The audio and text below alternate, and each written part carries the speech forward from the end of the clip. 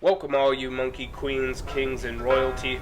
I'm the Kaz, and it is damn good to be with you again. I'm on the hype train for Black Myth Wukong, first class tickets, front row seat of the roller coaster. This game from Game Science looks exciting and fun with some super satisfying combat. And yeah, this video is about everything I can put together about Wukong combat mechanics, and I hope you enjoy the out of it. This game has been high on my hype list because it checks off so many things that I love about gaming, just based on what little gameplay and preview videos are out there. It includes what appears to be very energetic and satisfying combat. Got it. Smooth and stylish flow during combat? Yes. Opportunity to skillfully master combat? I think so. It's not super clear. Stances, perfect dodges, cool light and heavy attack mechanics, as well as mixing in magic and transformations in Black Myth Wukong, all seem like they add up to a lot of potential for a very satisfying combat experience. And the transformations, y'all, I cannot wait. They look innovative and fun as hell. They're a big part of the draw for me, given how they can be used both for traversal and for combat.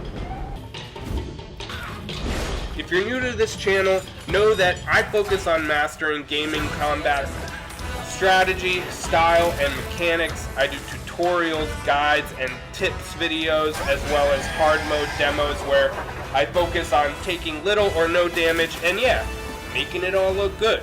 And 50% of every dollar I make on YouTube goes to a charity we choose. So tickle that like button and smooch that subscribe button. Let's freaking go.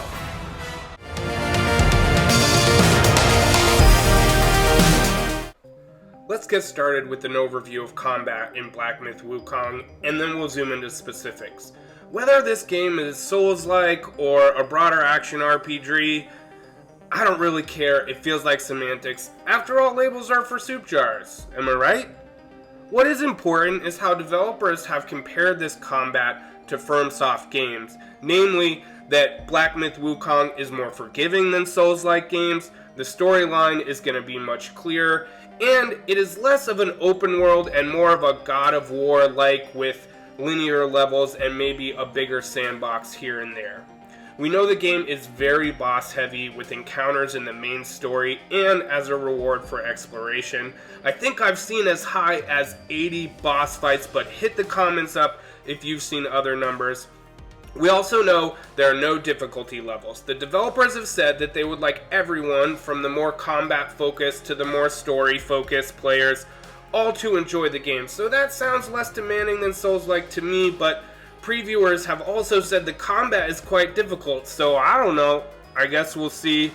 Another thing that makes Wukong more forgiving is that you only lose a fraction of your will or experience points when you die, and there are said to be save points near all the bosses, and that's pretty huge if you're like me and you really like taking on the bosses multiple times.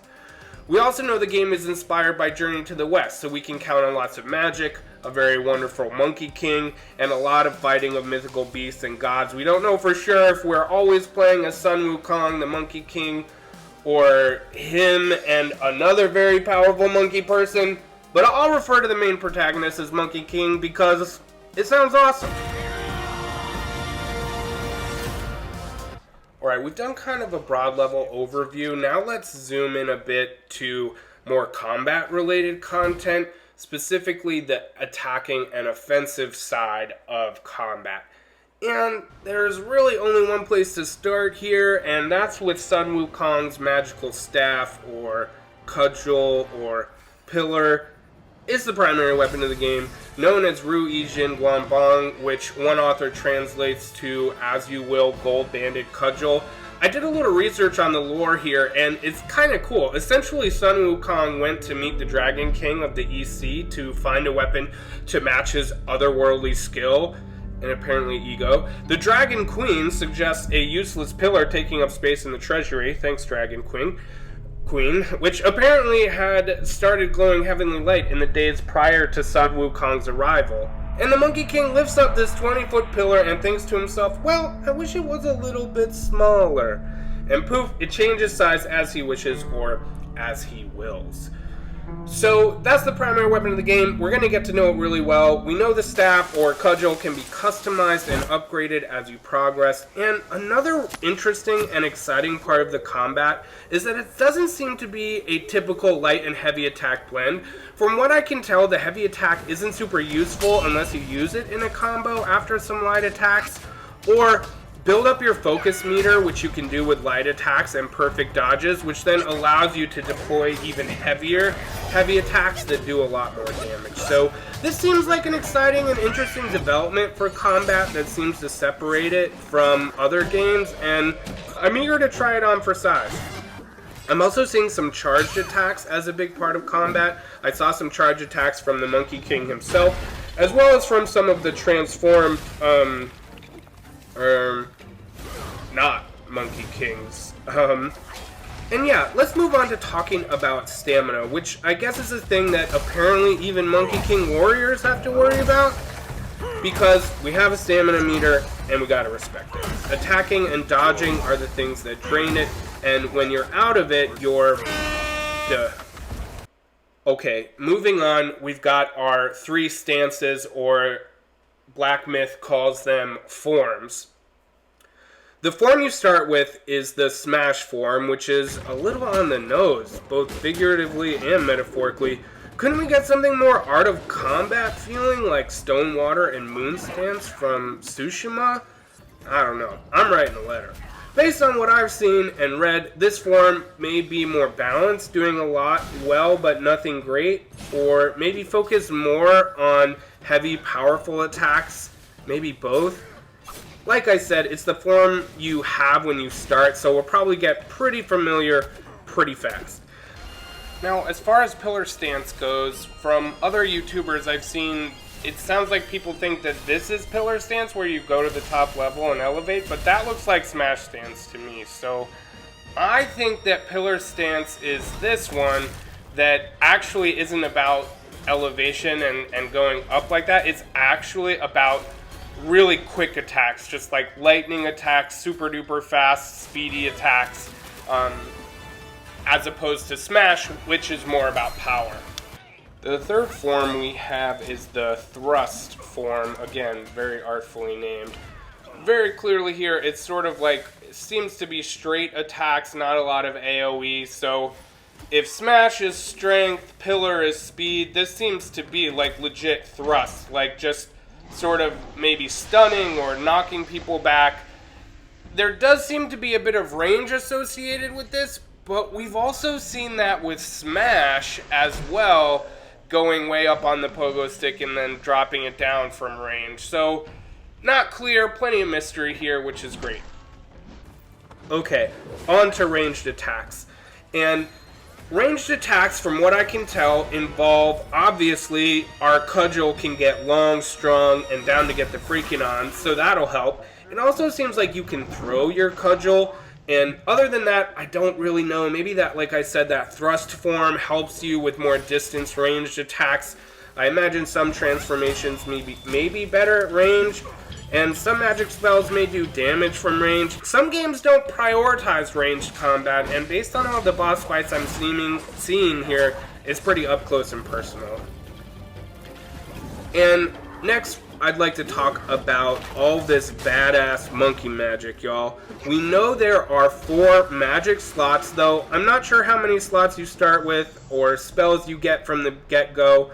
More to come there. Some spells we've seen include freezing motherfuckers, making carbon copies, falling into a burning ring of fire, and maybe there's a spell that's a parry or a shield, or maybe that's a skill. It's not really clear. And if you've seen any others, my friends, please put them in those comments. And now for the part of the game I'm most excited about: transformation.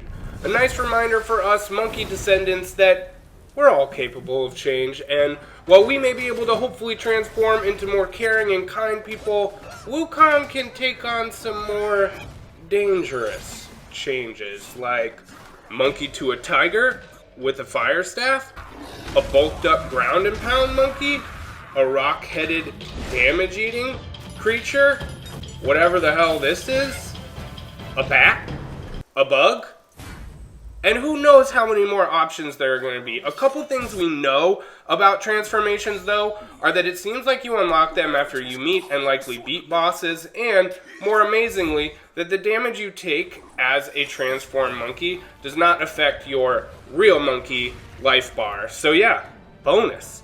Looking here, it seems like there are 2 transformation slots. No idea if you unlock them or get them automatically, if you start with 1, or if you get 2, or maybe there's 4 spots you can unlock. We just don't know. Let's hope there are just a lot of options to transform to. And because I've watched this video about a million times, I'm noticing some other interesting things in the lower left-hand corner, which is that there's a timer, meaning you have what appears to be about 90 seconds in this transformation, though I imagine maybe you can upgrade that. And then the other thing is you have a life bar down there that looks different than your Monkey King life bar. And so I'm guessing, yeah, you either run out of time or you die in your transformation. That's what ends it. But what else is interesting is the other 2 bars there, one of which I know is stamina, seem to be locked in the full position, meaning maybe you have unlimited stamina and whatever the other bar is here. I don't think it's focused. If you know, hit me up in the comments. But either way, transformations feel like a huge power-up and way to take down some bosses faster and more easily and more cool-y. The next aspect of attacking and offense that I want to talk about is style and strategy. My channel really tries to focus on not just the mechanics of combat, but how to look good and feel good while mastering the combat of any game. And so, beyond that, the strategy plays a huge role in mastery as well, of course. So let's start with style. So, from what I can see, there's a lot of cool looking moves and fluid attacks mixed in with perfect dodges that leave little monkey imprints, which looks amazing. There's just not a lot of time anywhere to really string a lot of attacks together from what I've seen, because bosses are pretty unfazed by a lot of your attacks and just start swinging away at you, even if you're cudgeling them up and down their everywhere places. So I'm seeing some great style, but probably not as satisfying as Tsushima and Sifu, which are definitely 2 of my favorites, namely because in those games it matters when you land an attack. In these games, because it's, you know, so much of this sort of somewhat Souls-like action RPG, you're just kind of hitting them, and oftentimes it's not registering, you're just doing damage, and then they're getting ready to attack you. Now, for strategy, I've watched a lot of Black Myth YouTube videos, and I really can't say if it pays to be aggressive, or if you're better off countering out, or of perfect dodges. It just doesn't seem like perfect dodges slow time or really open up vulnerability windows like I really like in games, or anything like that. So based on what I'm seeing, it's kind of Souls-like. Learn their moves, dodge their combos, attack between them, then dodge or run away, all the while raining magic and the power of transformation upon them early and often. The last strategy piece I have for you that I think has the most potential is the focused enhanced attack mechanic. Remember, this is the mechanic whereby doing damage through light attacks and using your perfect dodges, you basically build up your focus meter, and when you build up your focus meter fully, you kind of get a focused enhanced attack you can use. And we've seen that we can build our meter as many as 3 times, and that our focused enhanced attacks might use 1 of the full focus bars or all 3 of the stored focus bars. And of course, the more we use, the more damage it is. I'm not sure exactly how to deploy these focused enhanced attacks, but because this game is trying something new here, I'm really thinking that if we can get the timing down for perfect dodges and really nail that, we're gonna be filling up that focus meter so much that we're gonna then be able to deploy a lot of focused enhanced attacks in one boss battle, and that to me feels like a key piece to mastering the combat of this game that I'm really eager to experiment with and get really freaking wooed at. One other thing that makes me think this focused enhanced attack thing is a really important way for us to master the combat of Black Myth Wukong is that clearly the developers are trying to figure out the balance of how to fill these focus meters so that you have focused enhanced attacks but obviously aren't using them left, right, and center, though hopefully we will because we get perfect dodging down. Either way, you can see here very clearly that against this farting snow monkey, we build a, we get a focused enhanced attack, or at least one of those 3 bubbles, every time we do a perfect dodge. Whereas in this version, the developers are clearly making you fill up a meter through light attacks and perfect dodges to then fill up one of those focused enhanced attack bubbles that you can expend 1, 2, or 3 is the most we've seen. So I think that's really important. I imagine they're going to land on the meter one and not the you get a bubble for every perfect dodge, but obviously I don't know. I imagine it's that way because it's a bit more challenging to fill up the meter to get the bubble as opposed to getting a bubble every time that you perfect dodge. But that being said, I mean, all of this makes me think this is a critical mechanic that when mastered, you really can dominate and own these bosses. Alright, let's go ahead and wrap up our attacking section by talking about skill trees and progression. There are 3 skill trees, and they are passive enhancers, magic and transformations, and cudgel and forms. So for passive enhancers, we might be talking about more forgiving perfect dodging timing or getting more will from battles. For magic and transformation, maybe that's power and length of spells. I imagine cudgel and forms or stances is unlocking new moves and increasing damage. Alright, on to defense, blocking, parrying, things of that nature, and this will be much shorter than attacking and offense because from what we've seen, dodging is kind of it in the name of the game, at least early on. It is pretty much all you got. We know that perfect dodges are a thing and they build your focus too, which is great. So being defensive helps you a lot with offense in terms of building up that focus. I imagine each form may have its own defensive benefit, but I don't know. I'm sure we'll learn a lot about that once we get the game and find the new forms. There is a move with our staff that fends off projectiles, and that looks pretty cool. And again, I think that's pillar stance, but I'm not fully sure. Our magic can help defensively by freezing at least, and some transformations can definitely help with damage intake, as you can see here. But much has been made of Wukong not having parrying and perfect parrying, but as far as I can tell, there is a spell that creates a shield that effectively parries an attack. You can see it here, here, and here, where it actually opens up a brief vulnerability window. Now, it clearly uses one of the magic slots when deployed, but we still don't know what, if any, blocking or parrying we may get as a skill we can use anytime, or if it's just a spell and we gotta dodge, dodge, duck, dive, and more dodge. If it is just a spell, I imagine you may get to a point where the time you have to wait in between using that spell gets pretty short because you've upgraded and got your buffs and whatnot. And as you can see here, never underestimate the power of jumping as a defensive strategy.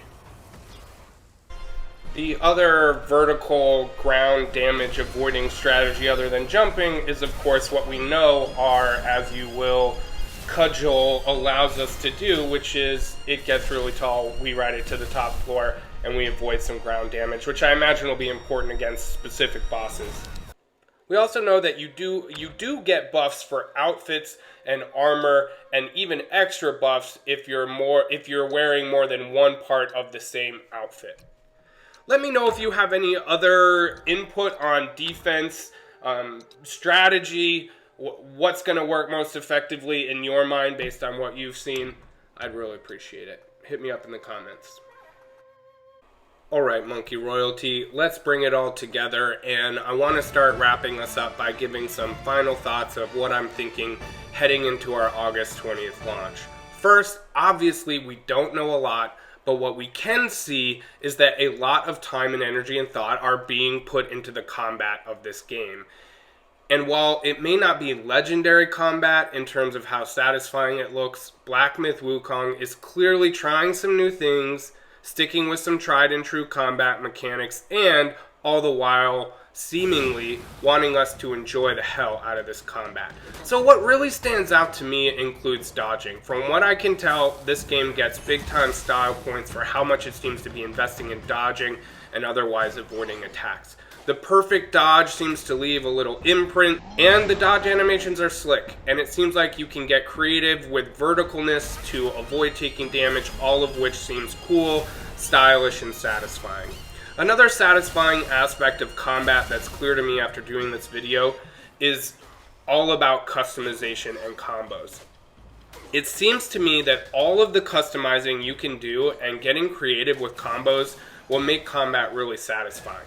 Mixing up light and heavy attacks and breaking out those focused enhanced attacks with a healthy dose of magic and transformation thrown in there too. It seems like a lot you can do in a boss fight to win and look good doing it. Also, there are clearly a lot of beautiful, weird, and creative boss fights. By all accounts, we are in for boss fights that are striking and beautiful to behold, but also ugly and weird to behold. The sheer number of boss fights, as well as the clear emphasis on memorable battles, makes me think we are really in for a treat here. And of course, there's so much more to come. I'm sure there's so much more here that will make the combat satisfying, and look forward to making videos showcasing that in the future. So as we close up, that's my Black Myth Wukong combat mechanics video. Please let me know what questions and comments you have. What did I miss? What do I need checking on? What are you looking forward to? What are other types of videos that you want? Also remember, 50% of anything I make on YouTube goes to a charity we pick every 1 to 3 months. And we've already donated close to $300. So like, sub, and watch, baby. Peace, and take care of each other out there.